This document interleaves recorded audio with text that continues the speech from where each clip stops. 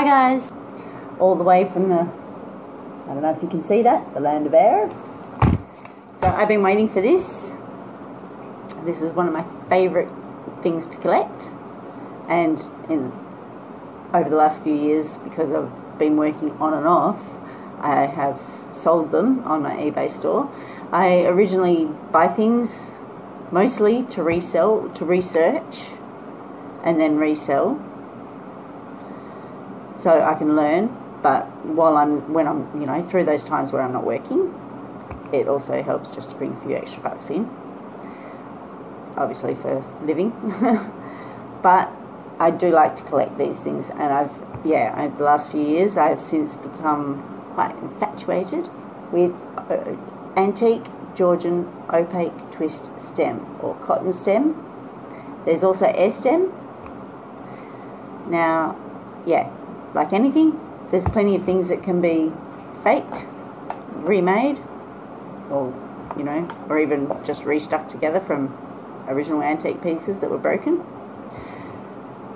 This is from a trusted eBay seller that I have bought from before, and those pieces were valued and genuine and resold. The first one I actually accidentally sold, but we needed the money at the time anyway. I'm working again, so I can hold on to this one for a little bit longer, but I'm kind of addicted to buying and reselling and buying, selling, so it will probably end up on my eBay store.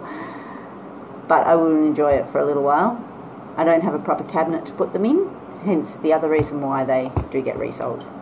Because between me and the fur baby down there, you can't see her, but she's sleeping, it's going to get broken eventually, so it will probably get resold.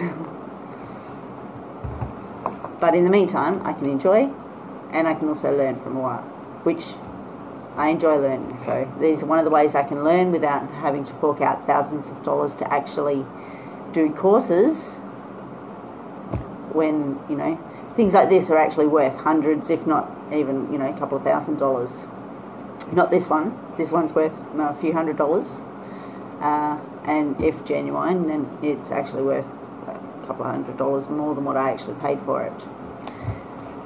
This is the most expensive, the most I've paid for them, for a Georgian opaque twist stem so far, and it's not a style, it's actually genuine antique. Makes it a couple of 100 years old. Oh, I just cut there, but maybe I'll bottom. Just flash my address. I did. No stalkers, please. Joking. I doubt that would happen. Actually, I shouldn't say that. I didn't exactly want to turn it into a challenge. I really beat myself then. Okay. Now, as you'd hope and expect, it's really well wrapped. Oh, here we go. Luckily, my stencil cutter does the job. These are only $10 online, actually.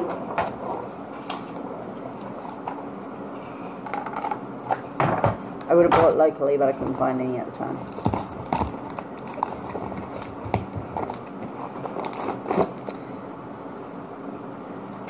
Pass the parcel. Am I going for time?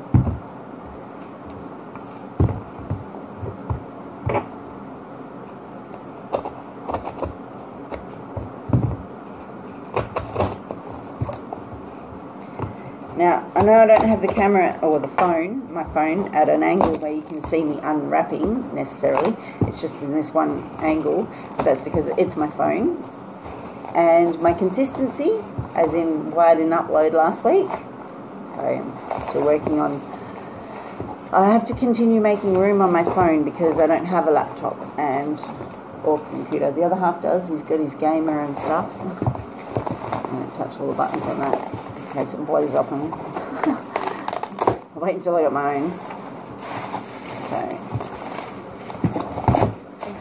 sticky tape, bubble wrap. Bubble wrap. I just reuse all the packaging. I've got a room full of recycled packaging because I have my own eBay store, so I resell some things. Yeah. How do I do this without breaking?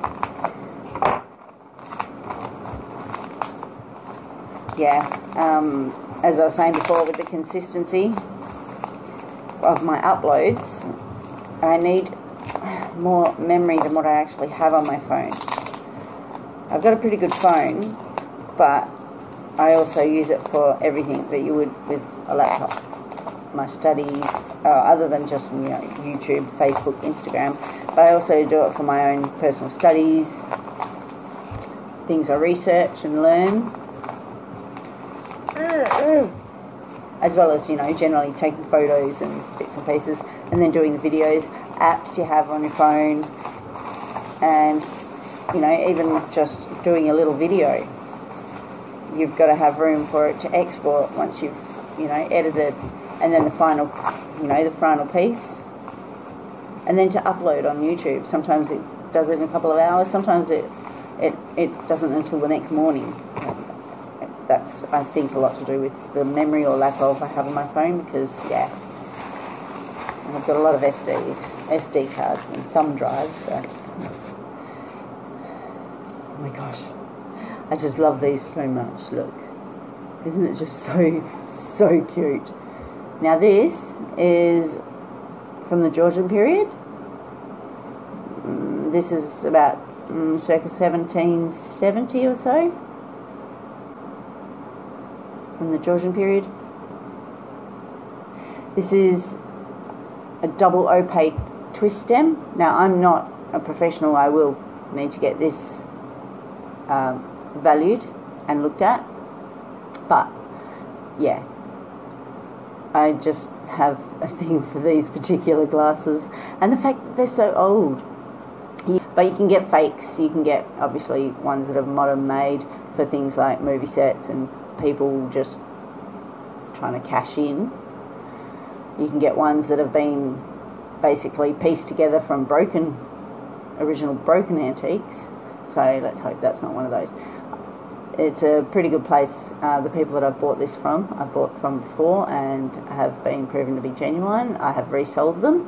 As much as I love them, would like to keep them, I don't have anywhere proper to store them for long enough, and I kind of want to enjoy it for a while and then sell it before I do break it, so at least then it's still an investment. But if you were to collect these and keep them in a, you know, safe enclosed cabinet to enjoy, yeah, they'll continue, the cost on these will probably continue to go up, so it's definitely a great investment. But they're just super cute. I love them.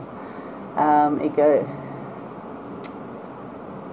got to remember which way it goes. It looks right to left. We have a very slightly domed bottom. You got the rough pontil mark. Some sand them out or, you know, smooth them off. This one's quite rough. And because this rim is about the only bit that hits the, well, sits on the, well, table, it does feel it's got life marks on it. I'll have a look. It feels like it's got a little tiny bit of a minutest, oh, there we go. The minute, you wouldn't be able to see it on here, the most minute, I'll try and pop up a couple of photos, the most minute little chip, but it doesn't feel like it's a more recent chip. It'll be a lot sharper. Hence the reason why there's not so much life marks here, because that bit doesn't actually sit on anything. It has a few bubbles in it. Oh, it's even got some dirt stuck within the glass, so that's an excellent sign. Yep.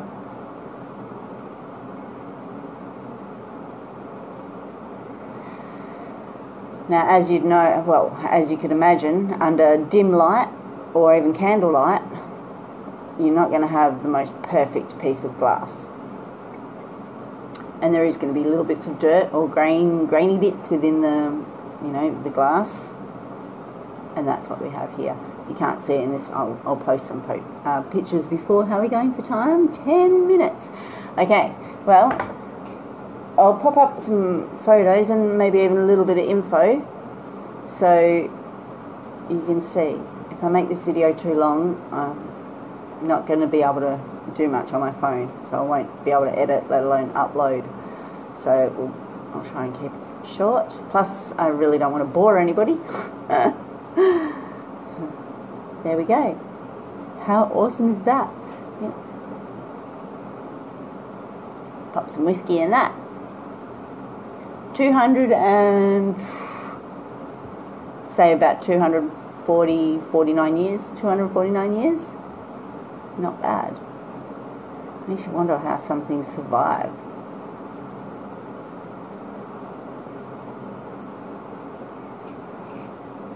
Okay.